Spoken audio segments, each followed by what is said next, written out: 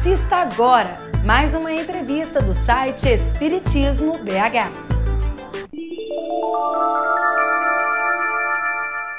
Espiritismo BH tem uma satisfação muito grande em receber para este programa nosso amigo, companheiro Edio Soares.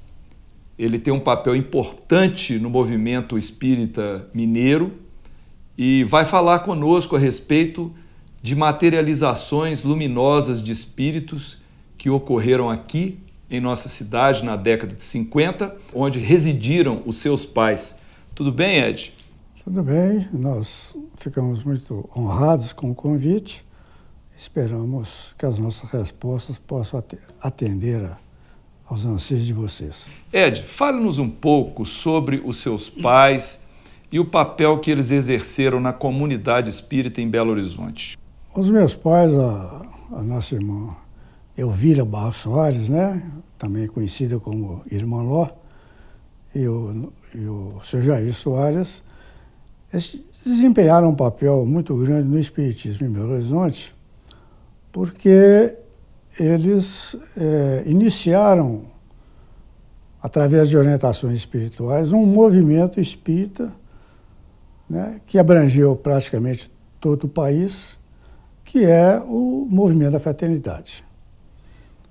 E nós reputamos de grande valia o trabalho deles, atendendo, né, aos anseios dessa minha espiritualidade, e nós destacamos que eles vieram dentro de um contexto espiritual, quando vieram aportar aqui, né, no nosso planeta Terra, porque foi ele, a nossa irmã Ló e o nosso irmão Chico Xavier, né, que são contemporâneos. Eles nasceram todos no mesmo ano, em 1910. A dona Ló foi em janeiro, o seu Jair em fevereiro e o Chico em abril. Então, eu suponho, né, e tenho a convicção de que eles vieram predestinados já para a realização dessas atividades, cada um dentro do seu campo. E hoje, as modificações que ocorreram com a implantação do movimento da fraternidade vieram atingir o espiritismo como um todo, principalmente as reuniões espíritas, porque ocorreram várias modificações do sistema que era antigamente com o que hoje nós vemos por aí. Antes de iniciar o processo, né, das materializações luminosas, conforme você ainda vai nos descrever, que tipo de tarefa ou de atividade seus pais se envolveram? Os meus pais, eles viveram no interior, né? Nasceram no interior, viveram no interior há muito tempo. O Sr. Jair, o meu pai, ele se tornou espírita depois que casou com a nossa irmã Elvira, que já era de família espírita. E casaram em Ponte Nova, e lá já a dona Ló participava já de várias atividades, sabe? Principalmente junto a doenças mentais. Quando vieram para Belo Horizonte, eles passaram a frequentar o chamado Centro Espírita Oriente, que existe até hoje. E lá desenvolveram as atividades da época, mas normalmente na parte de mediúnica, vamos dizer assim.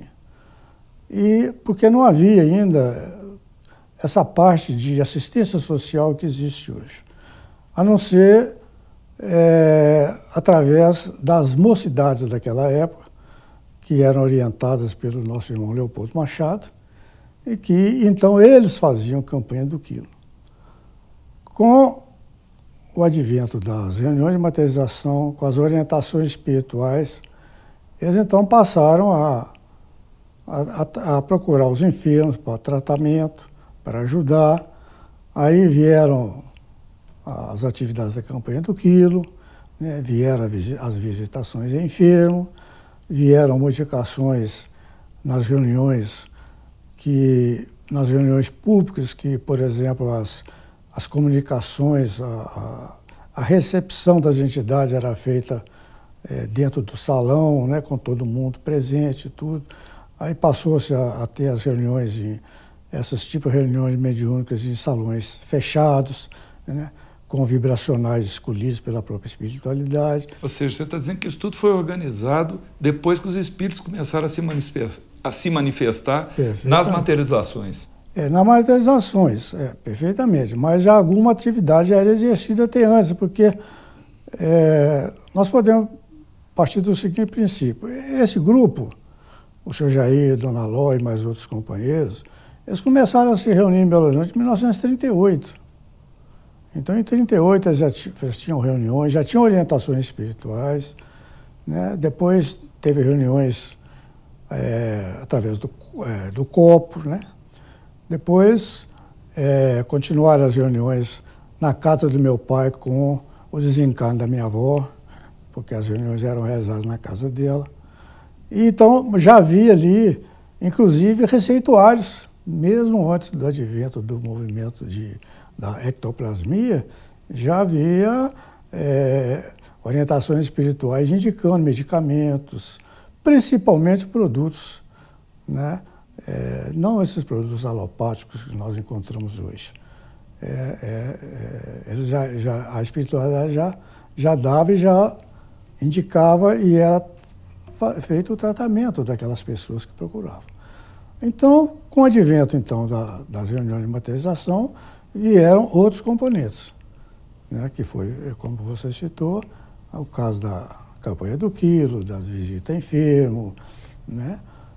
A primeira visita a enfermo feita dentro desse movimento foi feita, acho que em 1949 ou 1950, quando foi se visitar um enfermo que residia ali na avenida, hoje é a Avenida Santos Dumont, naquela época era a Avenida do Comércio, e por indicação da espiritualidade, quer dizer, as pessoas que foram fazer a visita saíram da reunião por indicação dos espíritos que falaram, vocês vão visitar em tal lugar assim, assim. Deram o endereço e essa equipe foi lá fazer a visita a esse enfermo. Quer dizer, já foi uma orientação para uma tarefa organizada, dada pelos espíritos, né, que estavam se materializando. Então, essa atividade deles aí foi muito boa. Então, isso veio trazer essa revolução dentro da doutrina espírita, né? Ed, antes de iniciar as suas narrativas propriamente ditas, explique o que é e em que circunstâncias ocorre o fenômeno de materialização luminosa. A materialização, ou ectoplasmia, como chamam hoje, ocorre com a utilização do ectoplasma, que, segundo a parapsicologia, é uma substância visível que emana do corpo dos médiuns. Ocorre principalmente em recintos fechados, sem a presença de qualquer luminosidade. Nós falamos principalmente porque nós sabemos de casos de materializações de espíritos à luz do dia. Isso também ocorre, mas isso dentro de um determinado preparo e determinadas situações. Isso, no nosso movimento, tivemos talvez uns 2 ou 3 casos dessa natureza. E como aconteceu a realização da primeira reunião de materialização luminosa na casa do Jair Soares, seu pai? Bom, a primeira reunião ocorreu no dia 11 de fevereiro de 1949. No dia 10 de fevereiro, aportou na casa do Sr. Jair uma caravana vinda do Rio de Janeiro com destino a Pedro Leopoldo. E, como houve um atraso na viagem do trem, já era muito tarde, era por volta de 10 horas da noite, e eles tinham o endereço lá de casa porque o nosso irmão Ranieri, frequentador aqui do grupo, principalmente do Centro-Oriente, e ele estava trabalhando no Rio. Ele então disse a essas pessoas, olha, se vocês vão, então, se tiver algum problema, vocês procuram nesse endereço do Sr. Jair. E eles aportaram lá na casa do Sr. Jair, era mais ou menos 10 horas da noite, eles aportaram lá para serem recebidos. Seu Jair. Só para sintonizar o internauta, o Ranieri é o Rafael Américo Ranieri, que é inclusive autor do livro Materializações Luminosas. Né? Então, prossiga, por favor. Então, a dona Ló já estava dormindo, o seu Jair recebeu a caravana, arranjou lá colchões e tal, o pessoal dormiu no chão. Tudo improvisado. Tudo improvisado. E no outro dia cedo, a dona Ló levantou, foi preparar o café.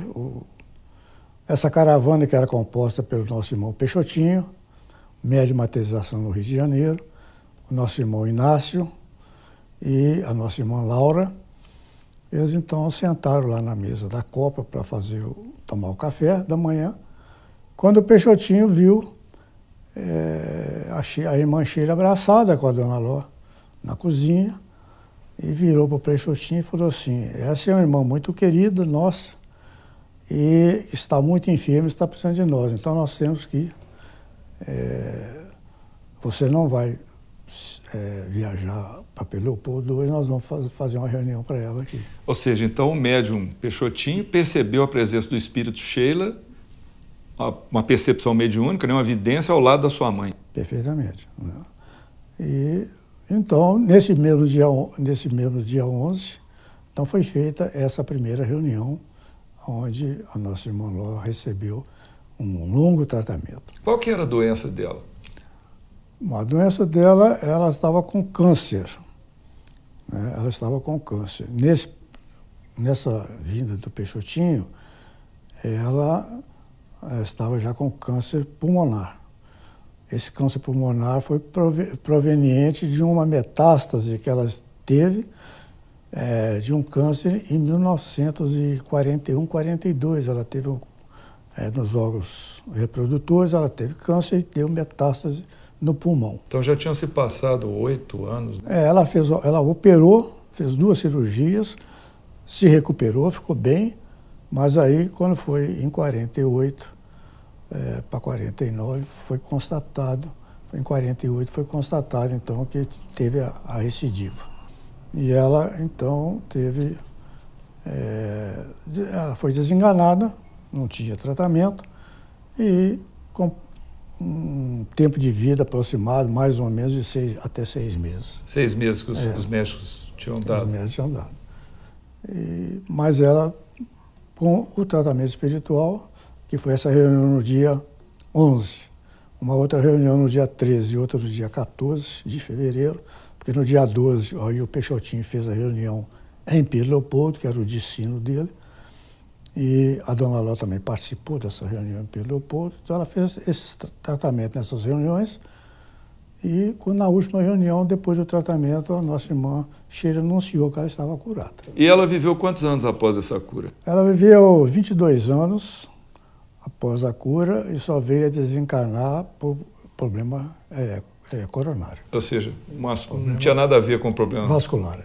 Cancerígeno. Cancerígeno. Depois do retorno do médium Francisco Lins Peixoto, né, o Peixotinho, ao Rio de Janeiro, após essa sequência de reuniões aqui em Belo Horizonte e em Pedro Leopoldo, o Jair Soares, seu pai, prosseguiu com as reuniões em sua casa e com que propósito ele fez isso? Ele, à vista das reuniões, ele ficou empolgado, logicamente, e ele então, por orientação talvez da espiritualidade, ele então, na nossa residência, ele instalou lá essas reuniões para, vamos dizer assim, materializações. Nós não tínhamos médiuns, né, na época, e os médiuns foram aparecendo para serem, inclusive, desenvolvidos, né? Agora, com o foco principal, que seria o tratamento dos enfermos.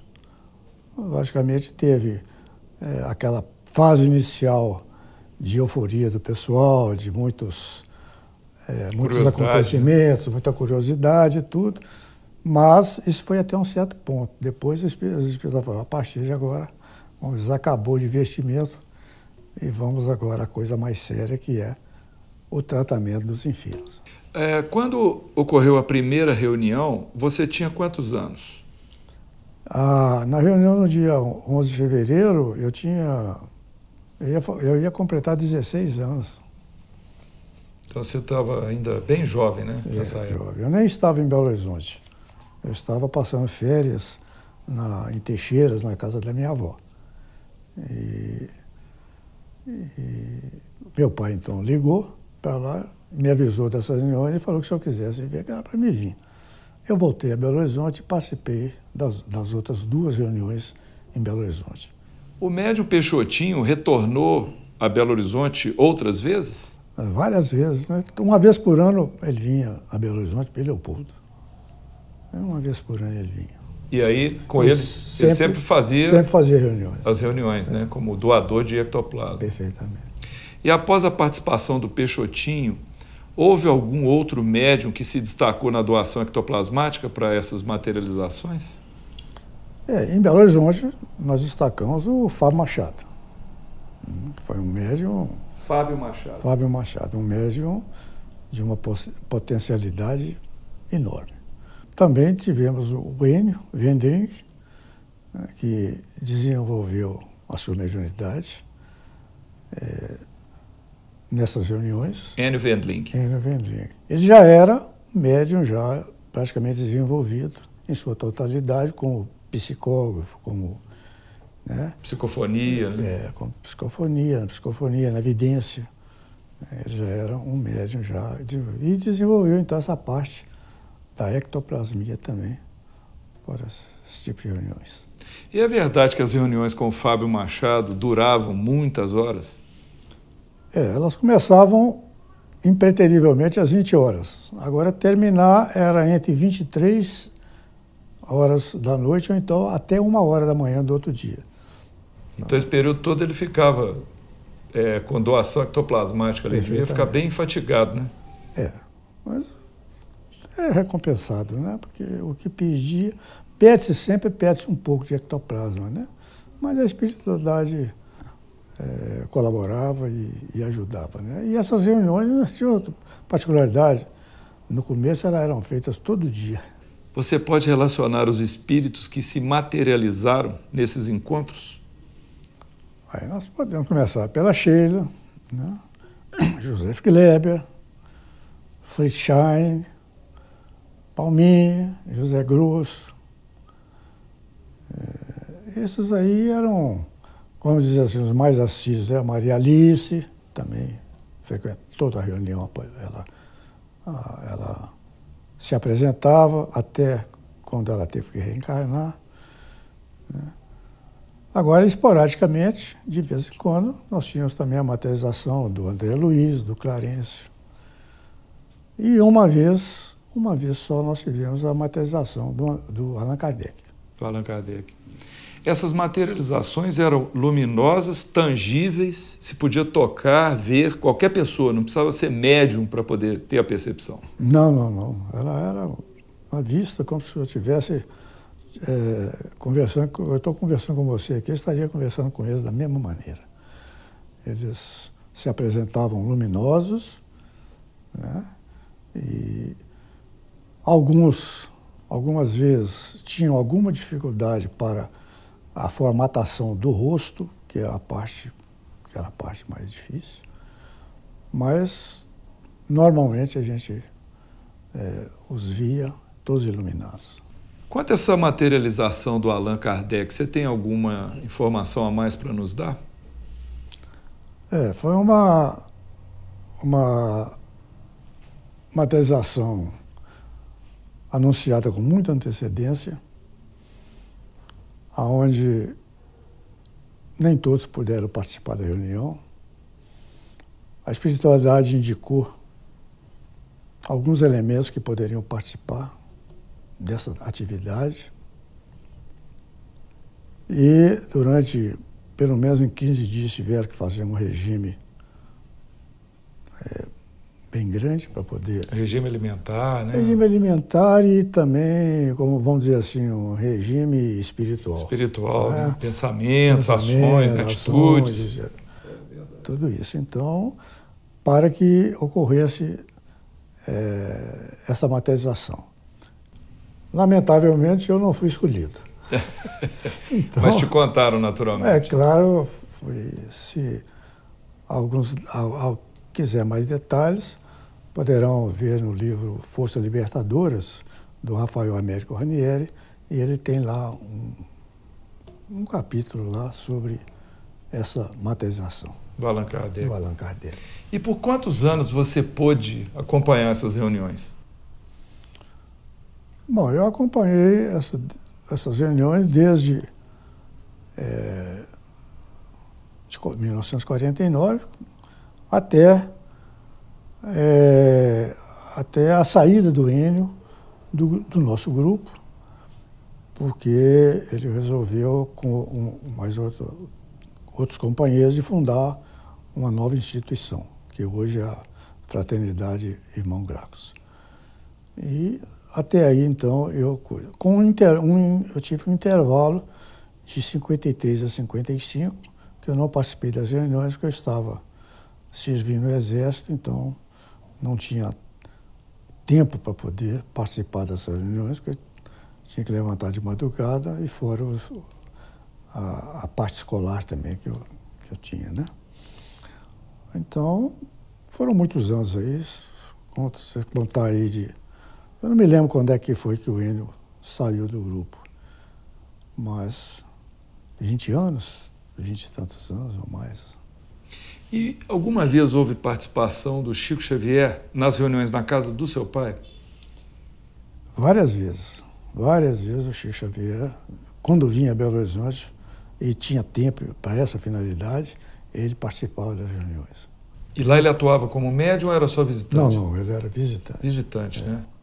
Ele, como médium, ele andou atuando em algumas reuniões que ocorreram lá em Pedro Leopoldo. E o nosso irmão Arnaldo Rocha é mais capacitado para falar sobre... Já até nos relatou.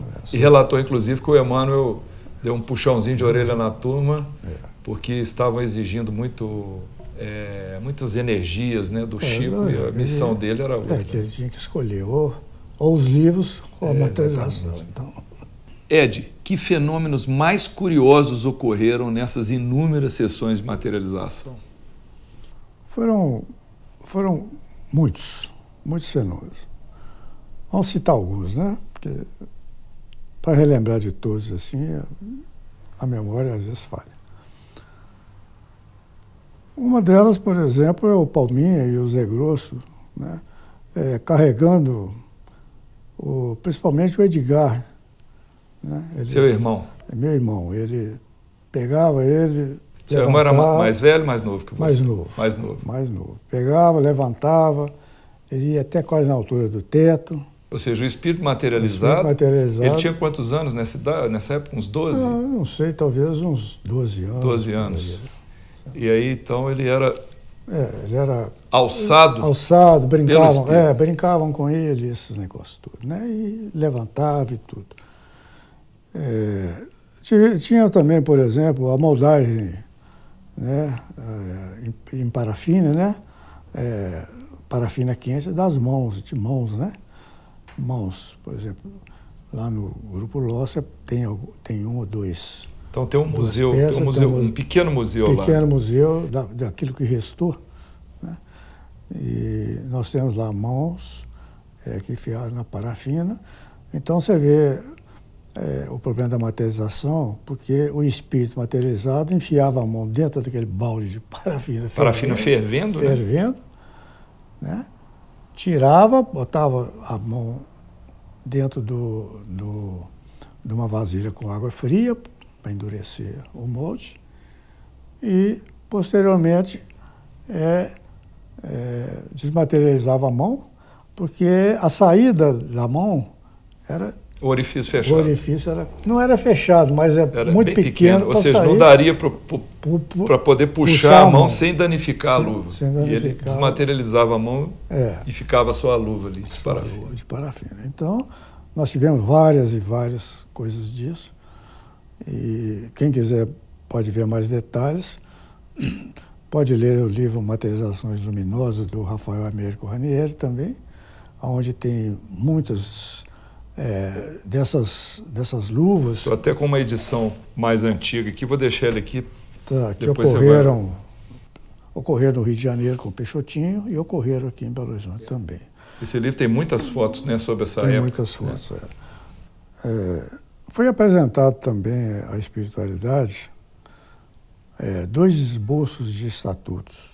Um do Grupo de Fraternidade e outro do Hospital Espírita André Luiz. São esses documentos aqui, né? A espiritualidade examinou esses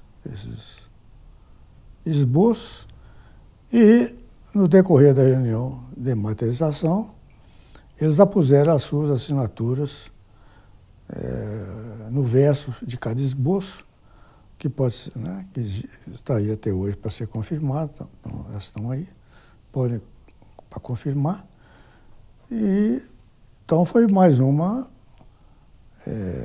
atuação da espiritualidade, né, dentro dessas gamas de fenômenos que a gente coisa.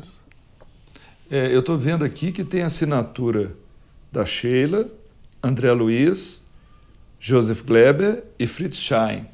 Então, cada um deles assinou o documento. Cada um deles assinou o documento. Usando uma caneta do nosso mundo material. Perfeitamente, usando uma caneta. Então, eles materializados pegaram a caneta e assinaram aqui, aprovando esse documento e esse outro aqui, que nós vamos mostrar também numa imagem mais dando um close, né?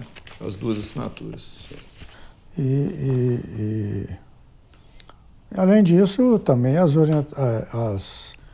eles escreviam lá dentro da cabine também, a gente achava lá os bilhetes, principalmente os bilhetes da medicação que era preparada para ser fornecida aos enfermos que estavam na reunião, participando da reunião, para tratamento. Então, vinha lá como tomar o remédio, medicação.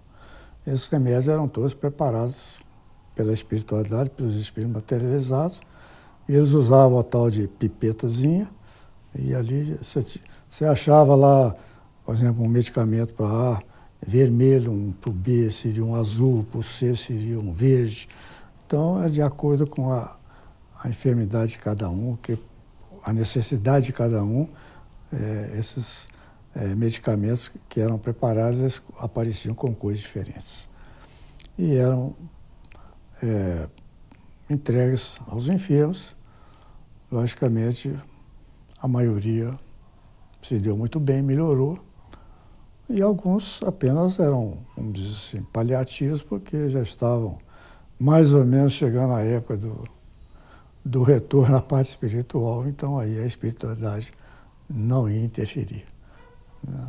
Mas essa medicação, ela trazia um alívio, um conforto à pessoa.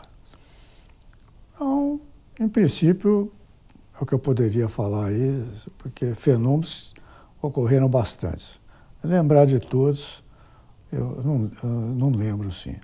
Mas se pegarem realmente esse livro, Materializações Luminosas, do Rafael Américo Ranieri, e também Materializações Luminosas do nosso irmão Dante Labarthe, que foi um participante dessas reuniões, poderão ver mais detalhes e maiores acontecimentos. Nós tivemos também o fenômeno, por exemplo, das balas cintilantes. Interessante, alguém levou, um dos assistentes, levou um pacote de balas, aquela bala Candy, né, que é aquela bala de açúcar. E ele então perguntou aos espíritos se podia chupar a bala lá, se o espírito chupava a bala, vocês podiam chupar e tal. E o espírito pegou a bala também e chupou. E depois pediu o pacote, pegou o pacote e passou aquela luzinha deles, que é a pipeta, que eles chamam, né? Pipeta. Ali em cima e tal, e deu para o pessoal e mandou que cada um pegasse. Cada um foi pegando uma bala e começaram a mastigar a bala. À medida que cada vez que se dava uma mordida na bala, saía aquele jato de claridade, de luz, entendeu? Então, se você jogava a bala no chão, pisava em cima, explodia aquela coisa de luz. E esse tratamento, ele tinha o poder de vigorar durante 24 horas. Tanto é que alguns assistentes perguntavam se podia levar para casa. E os espíritos falaram, não, pode levar. levaram para casa, e lá na casa também, em ambiente escuro, né? Também mordia a bala e saía aquele, né? Aquela luminosidade da bala. Era um fenômeno bastante interessante. O outro também, nós tivemos, foi uma radioatividade que foi jogada sobre o ambiente. Os espíritos inundaram o ambiente de radioatividade. Aí teve até alguém perguntou, mas a radioatividade faz mal. Nós tínhamos um dos assistentes lá, ele era professor de Química da Universidade Federal. Ele falou, não, a radioatividade faz mal. Ele falou, mas nós temos um elemento que vocês na Terra não conhecem, que neutraliza o efeito da radioatividade. E aí, ele falou, mas foi coisa e tal. Então, alguém lá pegou, naquele tempo a gente usava suspensório, né? Suspensório na roupa. Pegou o suspensório, esfregou o suspensório assim, saiu pela luz. Então, você passava a mão na roupa, passava a mão, se você quisesse, saía. Luminosidade para todo lado. Todo mundo que estava lá dentro. Então, ficou algum tempo nessa brincadeira. Depois o espírito falou, bom, agora nós vamos retirar a radioatividade do ambiente. Aí, quando eles retiraram a radioatividade do ambiente, você podia passar a mão na roupa, uma coisa que não iluminava nada. Não acontecia mais nada. Não acontecia mais nada. Nós tivemos o caso também do enrolamento dos discos de vinil. O espírito do José Grosso pegou um disco de vinil, de 78 rotações, e levou e entregou para o Ranieri. Falou com o Ranieri, segura esse disco aí.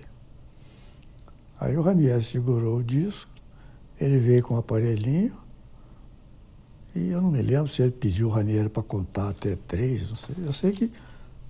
Eu sei que ele, quando o Ranieri falou, agora você vê o disco aí, no escuro, o disco que o Ranieri pegou, o disco estava todo enrolado. Todo enrolado. Todo enrolado. Inclusive tem até essa foto aqui, essa edição do Materializações Luminosas, né? Tem a foto que nós vamos tentar mostrar dos discos de vinil enrolados. Né?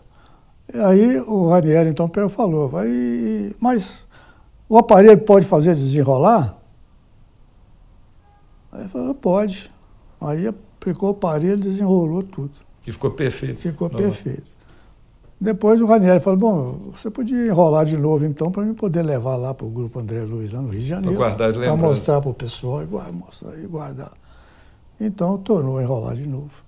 E esse deve estar no arquivo do Grupo André Luiz do Rio de Janeiro. Sabe? Então, são vários fenômenos que nós tivemos. E a irmã Sheila com o espelho? A irmã Sheila tinha um espelho que ficava na sala e ela, toda vez que ela materializava, ela ia lá no espelho, se olhava lá, ajeitava o cabelo, né? Ajeitava a mecha, porque, segundo consta, ela tinha uma cicatriz no rosto proveniente da última reencarnação dela. E então ela punha essa mecha do cabelo tampando esse lugar da cicatriz. Esse espelho é o que está também lá no pequeno museu lá do Grupo Ló. Esse espelho está lá. Né? Também tinha as pedras também que eram transportadas e lançadas lá. Né? Os espíritos, de vez em quando, você viu o barulho no telhado. Aí caía aquela pedra lá no chão, lá, não atingia ninguém. No escuro, elas caíam no chão sem atingir ninguém. E quando terminava a reunião, você já via, tinha lá umas pedras de cristal. Inclusive tem uma grande lá também, nesse museu. Nós vamos apresentar também a imagem. Do Ló. Teve também um episódio muito interessante, que o nosso irmão José Grosso chegou perto de um dos assistentes, o nosso irmão João Gonçalves, e falou, ô João, me arranja um dinheiro aí. Mas o João Gonçalves falou, mas como é que escuro? Não, enfiou a mão no bolso e tirou lá um tanto de dinheiro que ele não sabia quanto é que era. Aí o Zé Grosso, não, isso aqui dá. E eu vou comprar uma luva para poder fazer o trabalho lá de encher de parafina. E ele saiu. Passado um tempo, volta o Coelho, Ô João, tá aqui o troco. Tá aqui o troco. E eu trouxe a luva. Mas a máquina fez um barulhão quando eu abri a máquina. Que as registradoras antigas, que você apertava um botão, ela abria, fazia uma... E o dono da loja vai estranhar amanhã, porque ele vai encontrar uma luva lá com uma mão só. A outra luva eu trouxe. Então ele vai achar interessante. E flores e essas coisas todas. A Sheila materializava flores, distribuía nas assistências. Né? E com relação a esse movimento da fraternidade que você mencionou no início da entrevista? Nós temos que ir um pouco mais atrás.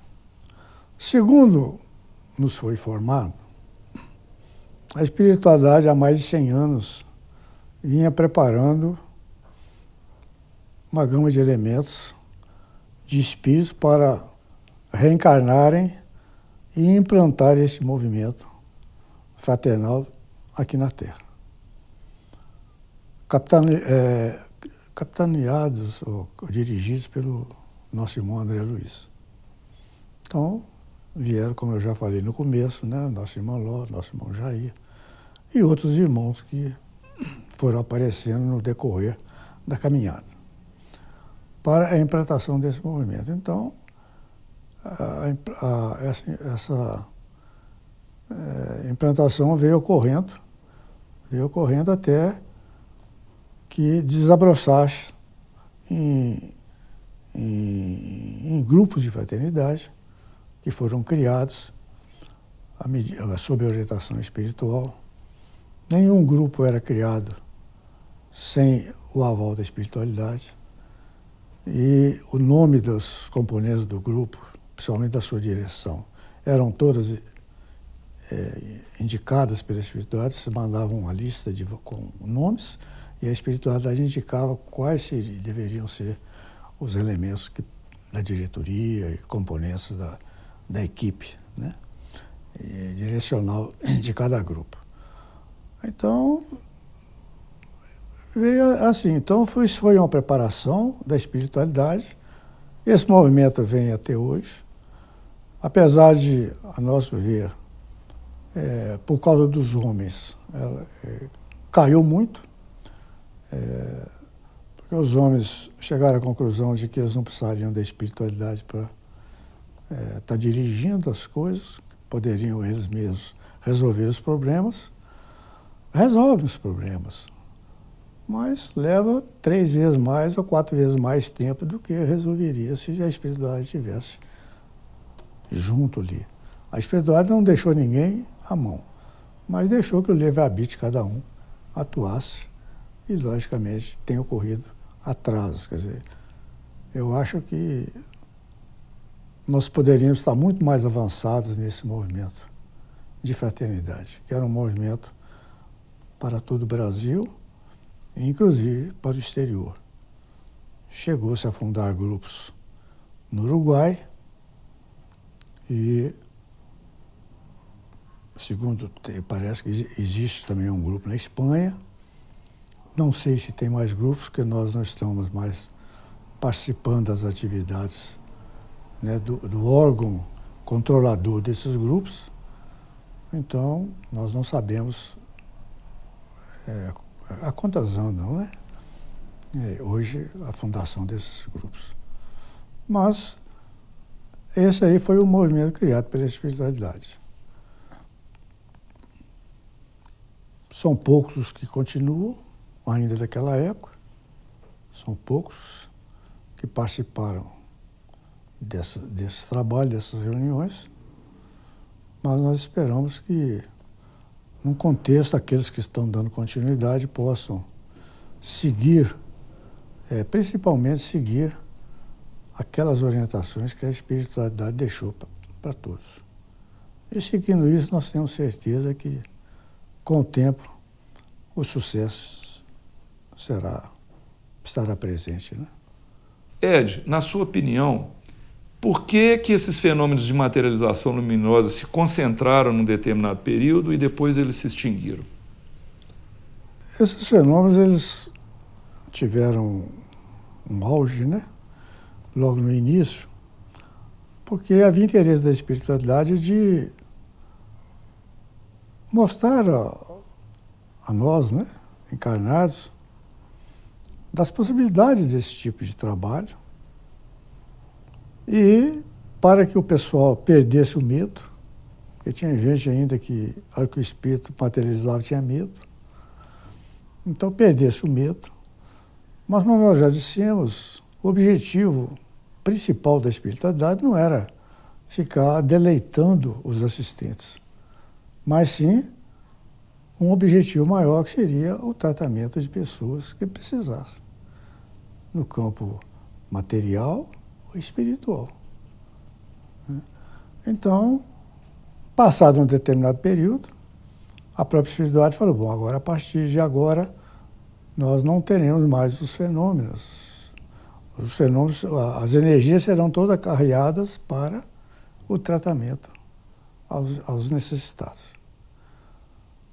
Continua ainda o espírito materializado, mas sem aquela luminosidade total, apenas o equipamento que está na mão, às vezes o tórax, né?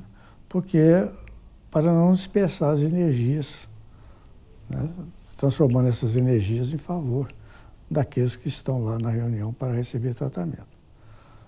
Tanto é que nós tivemos, depois disso, nós tínhamos reuniões onde tinha lá 10, 15, até 20 pessoas recebendo tratamento numa noite.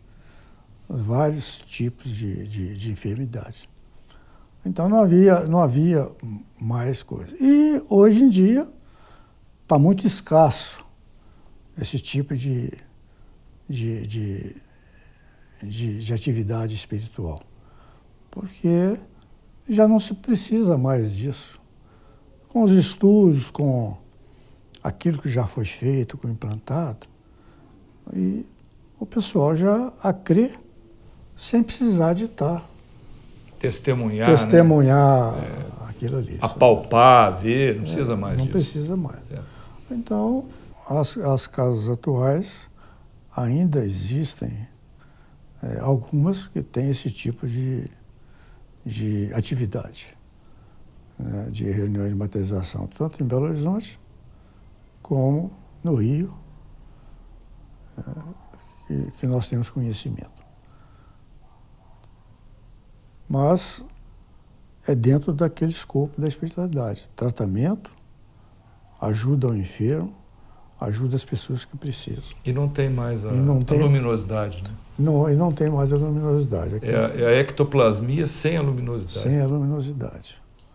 Então você vê o vulto do espírito, né? Você vê, sente ele pegando em você quando precisa, mas não tem mais. A única coisa que aparece ainda é iluminado, somente o aparelhinho que eles usam para o tratamento.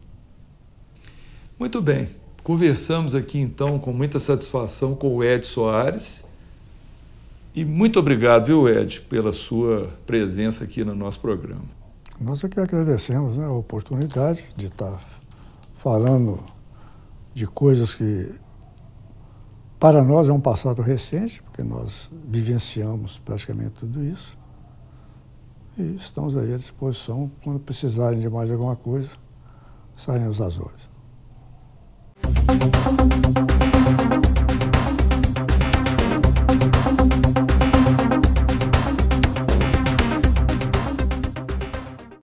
Esperamos que você tenha gostado deste vídeo. Deixe a sua opinião em nosso site.